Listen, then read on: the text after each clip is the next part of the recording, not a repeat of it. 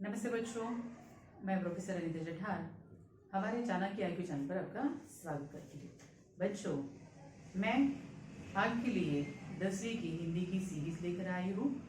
अगर आप मेरे चैनल पर नए हैं तो मेरे चैनल को सब्सक्राइब कीजिए और प्लेलिस्ट में जाकर जो भी इस 10वीं की हिंदी की संबंधित जो भी वीडियो है पाठ से संबंधित या कविता से संबंधित, ये आप क्या कर सकते हो, प्लेलिस्ट में जाकर देख सकते हो। इसके पहले वीडियो में मैंने पाठ पढ़ाया था 9 दूसरी इकाई का, जो था जब तक जिंदा रहूंगा लिखता रहूंगा। आज मैं आपको पाठ पढ़ाई जा रही हूँ 10, जो है ये है बूढ़ी काकी, जो पूरक पठन के लिए दिया गया है और जिसके लेखक है ये कौन है, प्रेमचंद जी है।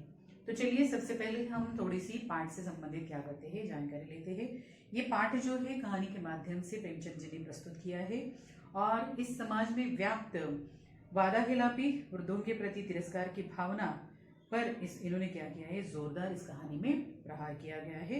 और यहाँ कहानीकार जो है ये बुजुर्गों के मन का मनोवैज्ञानिक विश्लेषण करते हुए उनके प्रति आदर भाव रखने की क्या देता है, प्रेरणा देता है। तो चलिए देखते हैं पाठ। बुढ़ापा बहुधा बचपन का पुनरागमन हुआ करता है, मतलब बुढ़ापा जो है फिर से बचपन आता है, इस प्रकार से होता है। बूढ़ी काकी में जीवा स्वाद के सिवा और कोई चेष्टा शेष न थी। उसे बहुत अलग अलग प्रकार के व्यंजन खाना क्या थी, बहुत पसंद थे, और न अपने कष्टों की और आकर्षित करने के लिए रोने के अतिरिक्त कोई दूसरा सहारा था। इसके पास रोने के अलावा और कोई सहारा नहीं था। समस्त इंद्रियां, नेत्र, हाथ और पैर जवाब दे चुके थे, मतलब कुछ भी इनकी इंद्रिय काम नहीं कर रहे थे। पृथ्वी पर पड़ी रही और घर वाले कोई बात उनकी इच्छा के प्रतिकूल करते, भोजन का समय टल जाता या उसका परिणाम पूर्ण न होता, अथवा बाजार से कोई वस्तु आती और न मिलती तो ये क्या करती थी, रोने लगती थी। उनका रोना सिसकना साधारण रोना न था, वे गला फाड़ फाड़ कर क्या करती थी, रोती थी। ये बुढ़ापा होता है, ये बिल्कुल बचपन की तरह ही होता है। किसी को कुछ चाहिए मतलब चाहिए ही चाहिए होता है। जैसे छोटे बच्चे होते हैं, कुछ चॉकलेट के लिए जिद करते हैं, कुछ खाने के लिए जिद करते हैं और वो नहीं मिलती है, तो जिस प्रकार से रोना शुरू कर देते हैं, इसी प्रकार से ये वृद्ध भी क्या करते हैं, अपनी इच्छा पूरी न होने के बाद क्या करते हैं, इस प्रकार से रोना शुरू कर देते थे। ये बूढ़ी काकी भी उसी प्रकार से रोना शुरू कर देती। उनके पतिदेव को स्वर्ग सिधारे कालांतर हो चुका था, बहुत दिन हो चुके थे, उनके पति मरे हुए थे। बेटा तरुण होकर ही चल बसा था, यंग एज का था, उसी समय उसकी भी मृत्यु हो गई थी। उनका एक भतीजा था, उसके सिवाय उनके जीवन में कोई नहीं था। उस भतीजे के नाम उन्होंने अपनी सारी संपत्ति लिखवा दी थी। लिखाते समय भतीजे ने खूब लंबे चौड़े क्या किए थे, वादे किए थे, किंतु वे सब वादे केवल क्या हो गए थे, कुली डिपो के दलालों के दिखाए हुए सब बात थे, मतलब दिखावा ही सिर्फ होता था, एक भी वादा उसने पूरा नहीं किया था। यद्यपि उस संपत्ति की आर्थिक आय 150-200 रुपए से कम न थी, मतलब आर्थिक कमाई भी इसकी अच्छी खासी होती थी, लेकिन फिर भी यहाँ पर वो क्या कर नहीं रहा था, इस काकी को देखता नहीं था। तथापि बूढ़ी काकी को पेट भर भोजन भी कठिनाई से मिलता था। इसमें उनके भतीजे पंडित बुद्धिराम का अपराध था, अथवा उनकी अर्धांगिनी श्रीमती रूपा का, किसका क्या था, इसमें अपराध था पता नहीं है, लेकिन इसका निर्णय करना सहज नहीं था।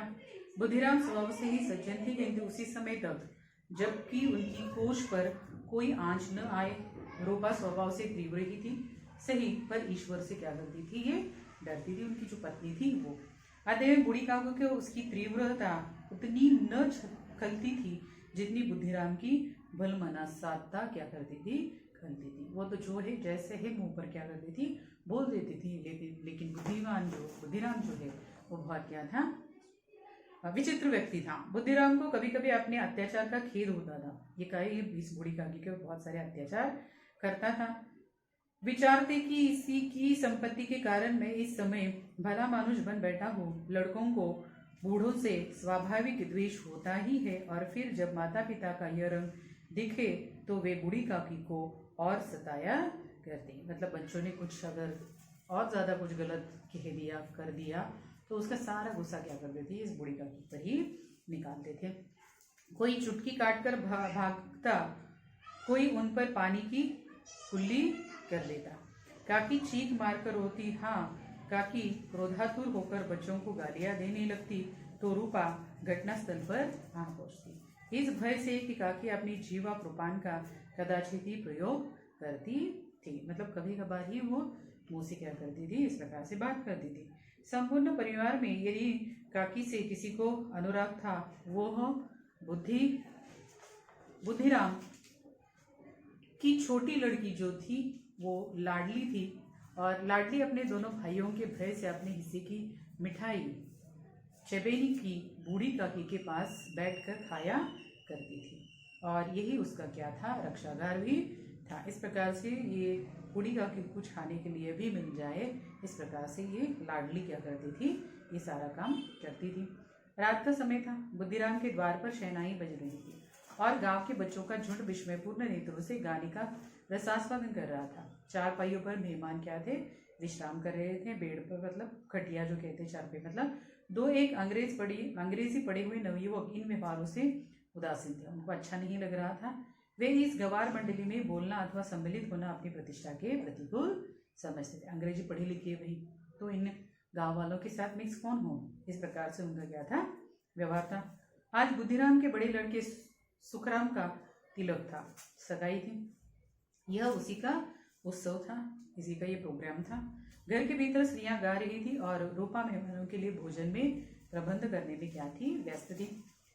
भट्टियों पर कढ़ाई चढ़ रहे थे, एक में पुड़ियाँ कचौड़ियाँ निकाल रही थी, दूसरे में अन्य पकवान बन रहे थे। एक बड़े हंडे में मसालेदार तरकारी पक रही थी, घी और मसाले की क्षुधावर्धन सुगंध चारों ओर फैल रही थी, मतलब बहुत ही सुंदर सी खूबसूरत या बहुत ही मनमोहक खुशबू क्या हो रही थी, इस पकवान की फैल रही थी। बूढ़ी काकी अपनी कोठरी में शोकमय विचार के भी भांति बैठी हुई थी, यह स्वाद मिश्रित सुगंध उन्हें बेचैन कर रही थी, है ना। इतनी अच्छी खुशबू अगर आ जाए पकवान की तो कितना रहा जाएगा भाई, हाँ, हर कोई क्या करेगा, उसे खाने के लिए लायक होगा। तो ये तो काकी थी। आहा कैसी सुगंध है, अब मुझे कौन पूछता है, जब रोटियां ही के लाले पड़े हैं तब ऐसे भाग्य कहाँ कि भरपूर पूड़ियाँ खाने के लिए मिले। यह विचार कर उन्हें क्या आया था, रोना आया था, कलेजे में हुक सी उठने लगी थी, परंतु रूपा के भय से उन्हें फिर मौन धारण करना पड़ा। फिर से वो क्या हो गई, चुप हो गई, क्योंकि जब दौलत मिलने वाली थी तब ये बुद्धिराम जो था इसने बहुत सारी बातें की थी, बड़े बड़े वादे किए थे, लेकिन इस गांधी को एक वक्त का ठीक से खाना भी नहीं मिल रहा था। तो वो कहती है पुड़िया वड़िया अपने नसीब में काट दिया। फूल पर घर में भी सूंघ सकते हैं, परंतु वाटिका में कुछ और बात होती है।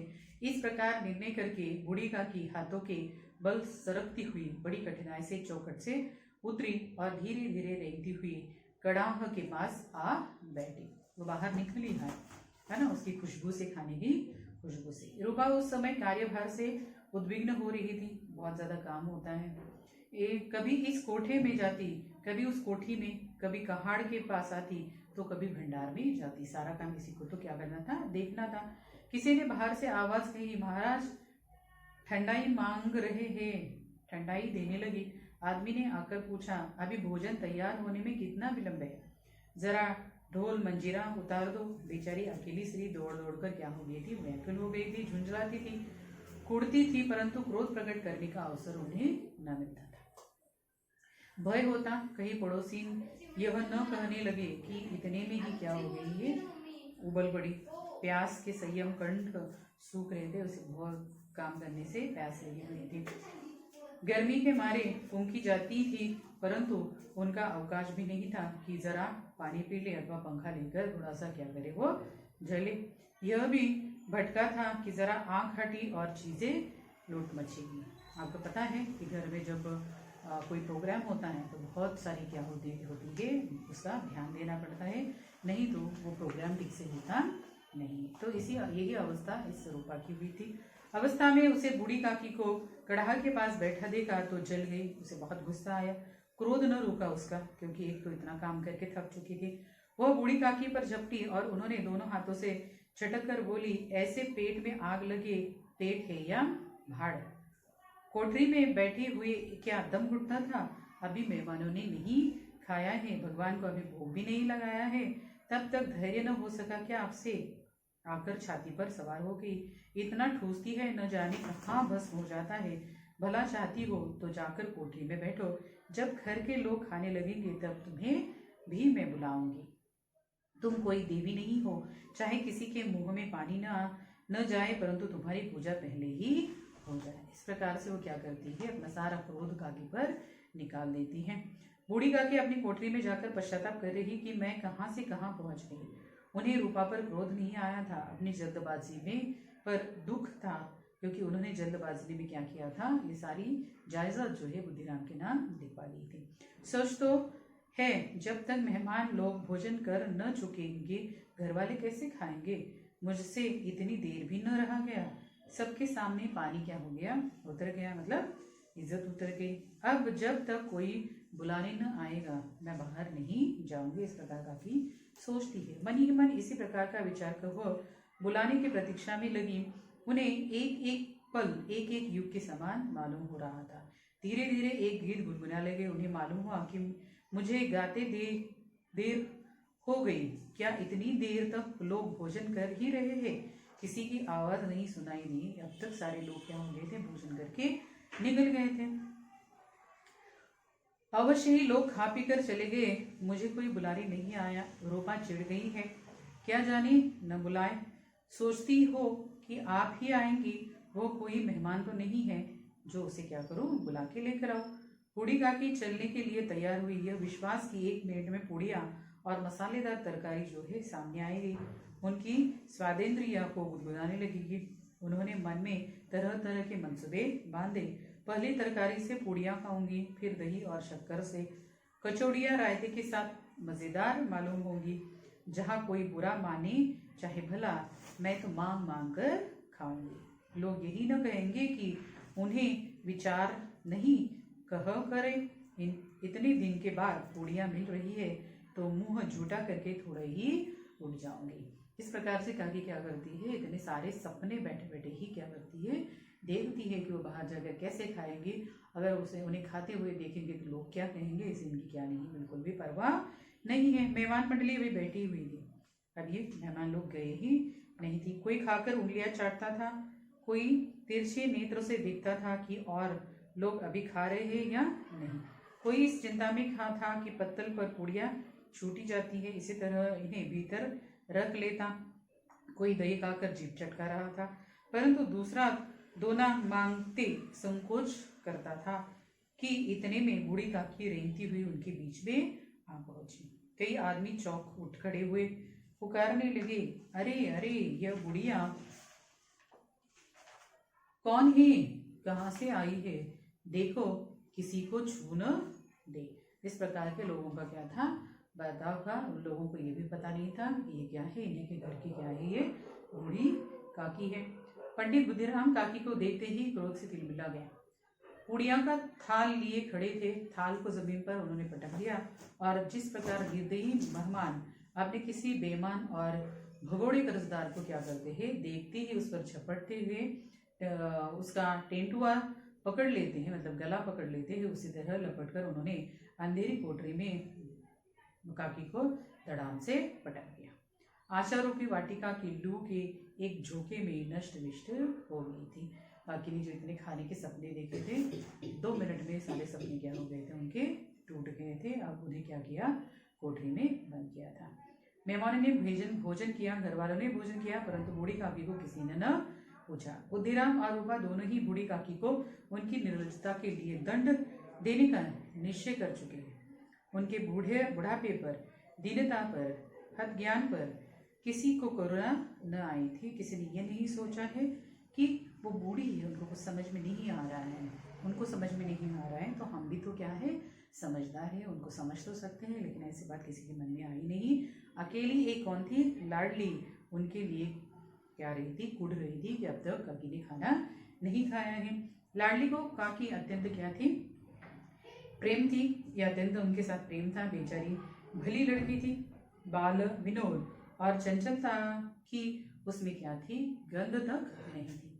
दोनों बार जब उनके माता पिता ने काकी को निर्दयता से घसीटा तो लाडली का हृदय ऐठ कर रह गया, मतलब उसे बहुत बुरा लगा था। वो झुंझला रही थी कि यह लोग काकी को क्यों बहुत सी पूड़ियाँ नहीं देंगे, क्या फर्क पड़ता है खाने के लिए, अगर बूढ़ी को दे दिया तो। लेकिन नहीं, उसने अपने हिस्से की पूड़ियाँ बिल्कुल नहीं खाई थी। क्यों?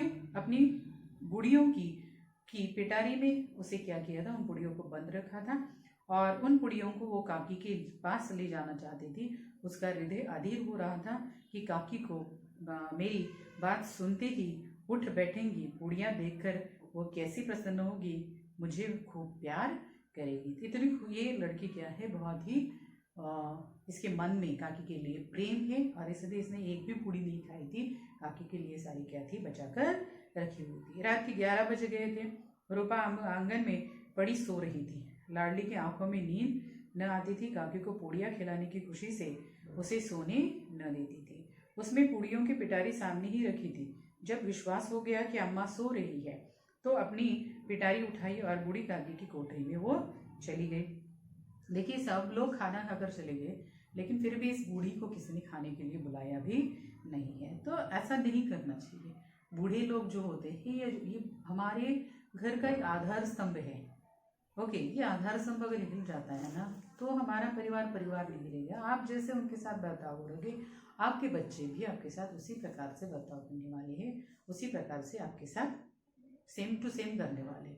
इसीलिए जो भी बात करते हैं बहुत सोच समझ कर करनी चाहिए। लालच में किसी के पैसे मिल रहे हैं, इसके लालच में वो लेते समय बहुत सारे वादे करते हो, लेकिन एक बूढ़े इंसान को खाने के लिए चाहिए क्या, 2 वक्त की रोटी अच्छे से दे देते हो उसे, तो उसे उतना ही क्या होता है, बहुत काफ़ी होता है। लेकिन अगर वही नहीं मिलता है तो स्थिति क्या होती है, बहुत गंभीर होती है। लेकिन ये लाडली जो है ये क्या है, काकी को ये पूड़ियाँ खिलाने के लिए आधीर है।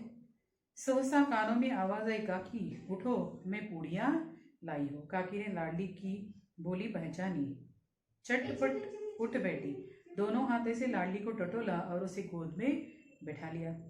लाडली ने पूड़ियाँ निकाल दी। काकी ने पूछा, क्या तुम्हारी अम्मा ने दी है? लाडली ने कहा, नहीं, ये मेरे हिस्से की है।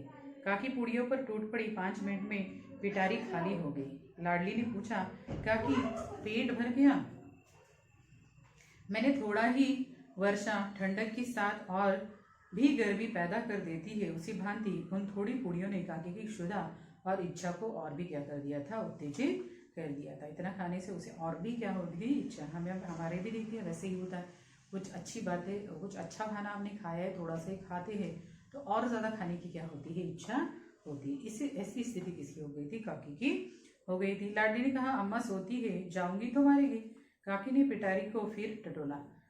उसमें कुछ खुरचन गिरे थे, उन्होंने निकालकर वो खा गई। बार बार होठ चाटती थी, चटखारे भरती थी। हृदय महसूस रहा था कि और पुड़ियाँ कैसे पाओ और कैसे लेकर आओ। संतोष सेतु जब टूट जाता है तब इच्छा का बहाव अपरिमित हो जाता है। जब हमारी एक संतोष की ले जो होती है वो क्या होती है, उस लिमिट जो होती है वो क्या होती है, समाप्त हो जाती है ना, तो हम क्या करते हैं, कुछ भी करने की कोशिश करते हैं। मतवालों को मद का स्मरण कहना उन्हें मदांध बनाता है। काकी का अधीर मन इच्छा के प्रबल प्रभाव में बह गया। उचित और अनुचित का विचार जाता रहा। वे कुछ देर तक उस इच्छा को रोकती रही। सहसा लाडली से बोली, मेरा हाथ पकड़कर वहां ले चल जहां मेहमानों ने बैठकर भोजन किया था। लाडली उनका अभिप्राय समझ न पाई। उसने काकी का हाथ पकड़कर लेकर उसे जूटे पत्तलों के पास बिठा दिया। दिन क्षुधातुर हतज्ञान बुढ़िया पत्तलों से पुड़ियों के टुकड़े चुन चुन कर भक्षण करने लगी थी। ओहो, दही कितना स्वादिष्ट था, कचौड़ियाँ कितनी सलोनी, खस्ता कितना सुकोमल। काकी बुद्धिहीन होते हुए भी इतना जानती थी कि मैं वह काम कर रही हूँ जो मुझे कदापि नहीं करना चाहिए। इतनी खराब स्थिति इस दादी की या इस काकी की हो गई थी, जिसे पेट भर खाने के लिए भी नहीं मिला। मैं दूसरों की झूठी पत्तल चाट रही हूँ, परंतु बुढ़ापा तृष्णा रोग का अंतिम समय है, जब संपूर्ण इच्छाएं तक ही केंद्र पर आ लगती है। बूढ़ी काकी की यह केंद्र उनकी स्वानिंद्रिया ही थी। मतलब इतनी खराब अवस्था इनकी थी कि झूठे पत्तलों से वो क्या कर रही थी, खा रही थी। इस प्रकार से इनकी स्थिति हो गई थी कि मंथ में 300-250 से 300 रुपए उनके क्या होते थे, इस बुद्धिराम को मिलते थे। लेकिन ये लड़का जो है, ये युवक जो है, इस काकी को पेट भर 2 वक्त की रोटी भी नहीं खिलाता था। ठीक उसी समय रूपा की आंखें खुली। उसे मालूम हुआ कि लाडली मेरे पास नहीं। वह चौंकी, चारपाई के इधर उधर ताकने लगी कि कहीं नीचे तो नहीं गिर पड़ी है। उसे वहां न पाकर वो उठी तो क्या देखती है, लाडली जूते पत्तलों से के पास चुपचाप खड़ी है और बूढ़ी काकी पत्तलों पर से पूड़ियों के टुकड़े उठा उठा कर खा रही है।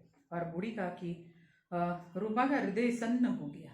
परिवार का एक बुजुर्ग दूसरों के झूठे पत्तल टटोले, इससे अधिक शोकमय दृश्य असंभव था। नसीब इस रूपा को तो एटलीस्ट क्या हो गया, पता चल गया, तो ये क्या नहीं है, अच्छी बात नहीं है। पूड़ियों के कुछ ग्रासों के लिए उसकी चचेरी सास ऐसा पतित और निष्कृष्ट कर्म कर रही है, ऐसा प्रतीत होता मानो जमीन रुक गई, आसमान चक्कर खा रहा है, संसार को कोई आपत्ति आने वाली है। रूपा को क्रोध न आया, शोक के सम्मुख क्रोध कहा। करुणा और भय से उसकी आंखें भर आई। इस अधर्म के पाप का भागी कौन है? उसने सच्चे हृदय से गगन मंडल की ओर हाथ उठाकर कहा, परमात्मा मेरे बच्चों पर दया करो, इस अधर्म का दंड मुझे मत दो, नहीं तो मेरा सत्यानाश हो जाएगा। रूपा को अपनी स्वार्थपरकता और अन्याय इस प्रकार प्रत्यक्ष रूप से कभी न दिख पड़े थे। वह सोचने लगी, हाय कितनी निर्दयी हूं, जिसकी संपत्ति से मुझे 200 रुपये वार्षिक आय हो रही है, उसकी यह दुर्गति और मेरी क्या कारण। हे दयामय भगवान, मुझसे बड़ी भारी चूक हुई है, मुझे क्षमा करो। आज मेरे बेटे का तिलक था, सैकड़ों मनुष्य ने भोजन किया, मैं इनके इरादों की दासी बन गई, अपने नाम के लिए सैकड़ों रुपए व्यय किए, परंतु जिसकी बदौलत हजारों रुपए खाए, उसी के उत्साह में भी भरपेट भोजन न दे सके, केवल इसी कारण कि वह क्या है, वृद्ध असहाय है। दीपा को एटलीस्ट यहाँ पर अपनी गलती का एहसास तो हुआ। रूपा ने दिया जलाया, अपने भंडार का द्वार खोला और एक थाली में संपूर्ण सामग्रियां सजाकर बूढ़ी काकी की ओर चली। रूपा ने कंठावरुद्ध स्वर में कहा, मतलब रोते हुए स्वर में कहा, काकी उठो, भोजन कर लो, मुझे से आज बड़ी भूल हुई, उसका बुरा न मानना। परमात्मा से प्रार्थना कर दो कि वह मेरा अपराध क्षमा कर दे। भोले भोले बच्चों की भांति जो मिठाइयाँ पाकर मार और तिरस्कार सब भूल जाते हैं, बूढ़ी काकी वैसे ही सब भूल कर बैठी हुए खाना खा रही थी। उनके एक एक साय से सच्ची सदिच्छाएं निकल रही थी और रूपा बैठे इस स्वर्गीय दृश्य का आनंद लेने में निमग्न थी। 21 श्रेष्ठ कहानियां जो प्रेमचंद की है, इसमें से ये लिया गया है।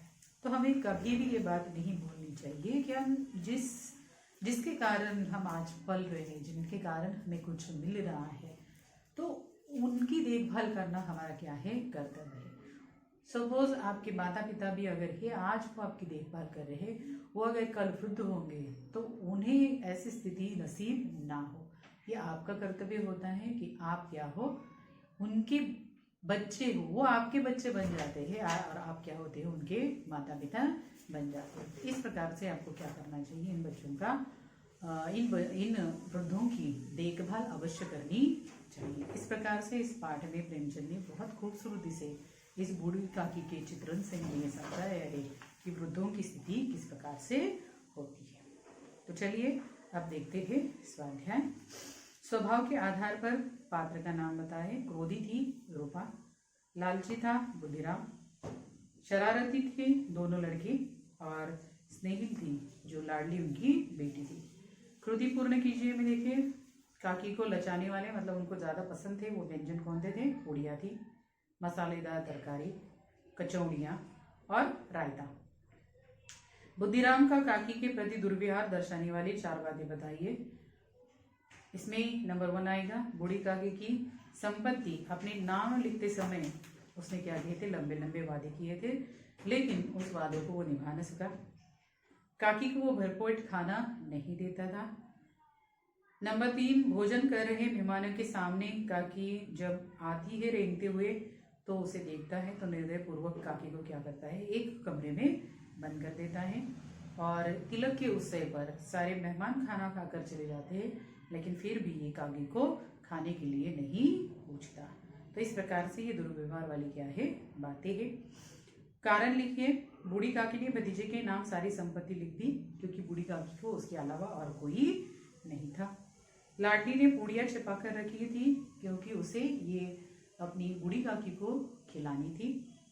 बुद्धिराम ने काकी को अंधेरी कोठरी में धम से पटक दिया था। कारण यह है कि बूढ़ी काकी रेंगती हुई भोजन कर रहे मेहमानों के बीच में क्या हुई थी, पहुंच गई थी और इससे कई लोग चौंक खड़े हुए थे। ये बुद्धिराम को देखा नहीं गया और उसे बहुत गुस्सा आ गया और इसीलिए उसने काकी को अंधेरी कोठरी में बंद कर दिया या पटक दिया। अंग्रेजी पढ़े लिखे नवयुवक जो थे वो उदास थे। क्यों? क्योंकि वो समझते थे कि ये गदर वाली मंडली जो है ये इनमें ये सम्मिलित होना अपनी प्रतिष्ठा के प्रतिकूल या अपनी प्रतिष्ठा के खिलाफ मानते थे और इसलिए ये क्या थे, उदासीन थे। सूचना के अनुसार शब्द परिवर्तन या जो दिया है उसके अनुसार हमें परिवर्तन करना है। ये बच्चा जो है इसका विलोम शब्द लिखना है तो बूढ़ा होता है। बच्चा इसका लिंग परिवर्तन करो तो बच्ची होता है। बच्चा इसका पर्यायवाची शब्द अगर आपको ढूंढना है तो बालक या लड़का होता है और बच्चा का बहुवचन जो है ये बच्चे होता है। आगे देखिए भाषा बिंदु में क्या दिया है। निम्नलिखित क्रियाओं में प्रथम और द्वितीय प्रेरणार्थक स्वरूप आपको लिखना है। तो ये मूल है भूलना, प्रथम होता है भुलाना भुलवाना, दूसरा है पीसना पिसाना पिसवाना, मांगना मंगाना मंगवाना, तोड़ना तुड़ाना तुड़वाना, बेचना बेचाना बेचवाना। इसके बाद होता है कहना कहलवाना कहलवाया, कहलाना कहलवाना, नहाना नहलाना नहलवाना, खेलना खिलाना खिलवाना होता है। खाने का भी सेम होता है, खाना खिलाना खिलवाना, फैलना फैलाना फैलवाना, बैठना बैठना बैठना बैठवाना, लिखना लिखाना लिखवाना, जूटना जुटाना जुटवाना, देखना दिखाना दिखवाना, दौड़ना दौड़ाना दौड़वाना और लास्ट वन है जीना जिलाना जिलवाना। इसी प्रकार से आपको पाठ से संबंधित क्रियाएं प्रथम और द्वितीय प्रेरणार्थक क्रिया जो है इसे ढूंढकर निकालना है। तो ये चलना चलाना चलवाना है, दूसरा देना दिलाना दिलवाना है, तीसरा है मिलना मिलाना मिलवाना है, चौथा है पीना पिलाना पिलवाना, उसके बाद है घुसना घुसाना घुसवाना, बोलना बुलाना बुलवाना, ढूंढना ढूंढाना ढूंढवाना,